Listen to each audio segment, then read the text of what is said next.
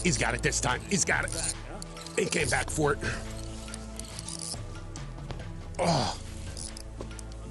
That's him right there. That's him. Whoa, whoa. Beautiful, beautiful Cero. Beautiful colors. Beautiful fish right there. See how he's olive green on top, silvery on the bottom. So, you know, he's got that counter shading where bait fish can't see him coming. He attacks from below. He blends into the bottom. Got him. Those telltale horizontal gold stripes. That's where it is right there. Look at that hook, that 5-0 hook got him. Little bit of wire right there. Beautiful colors on the belly. You know, that's one of really, I'm telling you, one of the things that I'm so attracted about here in the Keys is just the variety, you know. We offshore fish on the wrecks. We, you know, fish way out in the Gulf Stream for the dolphin and deep drop out there. We fish the edge for the wahoo. But then you can come in here in 26 feet of water, 26 feet of water, you know, and catch these beautiful mackerel on light tackle. And it's a great game fish, it really is. I mean, who wouldn't love catching these on 12-pound test, you know, screaming drags. Bite is sick. They blowing up on the bait. Absolutely beautiful. That light green olive on the top, and they use these fins right here. You can see those fins along with that forked tail to maneuver through the water like little rocket ships. And they just destroy those ballyhoo, just picking them off.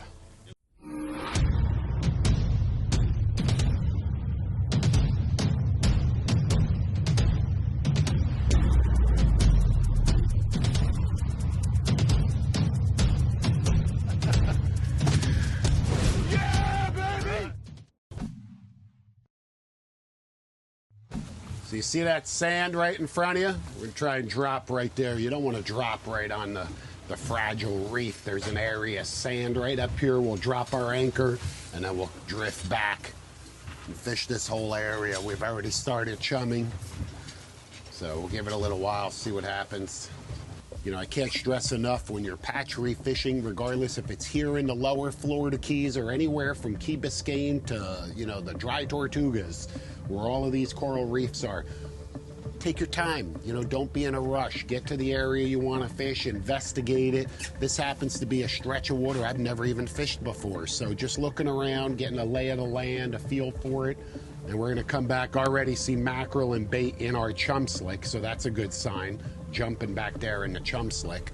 You know, hopefully we have some current. I believe that we do, the way that we're gonna lay here.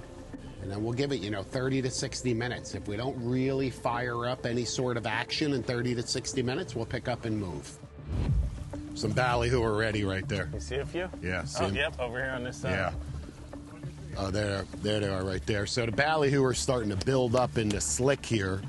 We just got set up on the anchor, chumming. You can see we're not in a, you know, we're not in a rush. We're not in a hurry. Got to take your time. We're really being methodical about this. The first step is just letting that chum flow, getting these ballyhoo closer to the boat. Then we'll catch our bait, and then we'll try and catch the mackerel. So don't be in such a rush. Let the chum work its magic.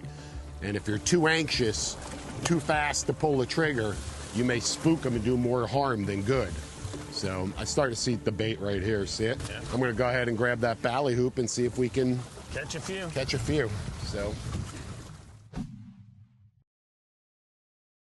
Real quick, want to talk to you about the tackle that we're fishing. Our primary outfit here today, especially for these aggressive Cero mackerel, is a Chaos Gold 7'6" spinning rod rated for 8 to 17-pound line.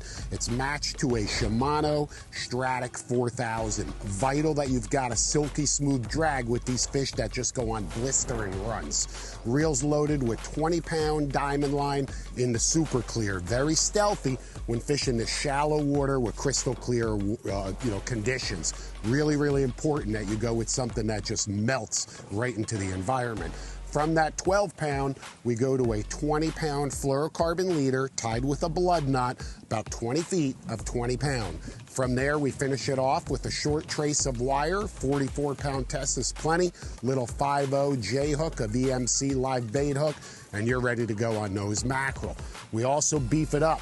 6'6" spinning outfit, Shimano Twin Power 8000, 30-pound braid, 30-pound fluorocarbon leader, and that's the rod that we're fishing the jig heads on, with either a live pinfish, a live ballyhoo, right on the bottom for the snappers, groupers, and all other stuff that lives on or near the bottom. With these two outfits, I'll tell you what, we can target almost anything on these Florida Keys patch reefs. Just tying on a jig head here, you know, which is typical. When we're reef fishing, we really rely on these jig heads a lot. But there's a lot of different sizes, and it's important to have a variety, because some days you may need, you know, a 1/2 ounce, other days 3/4, other days 1 ounce. And it's not only about the weight that's going to get you to the bottom, but more importantly, what I want to point out with these jig heads to you is the hook size.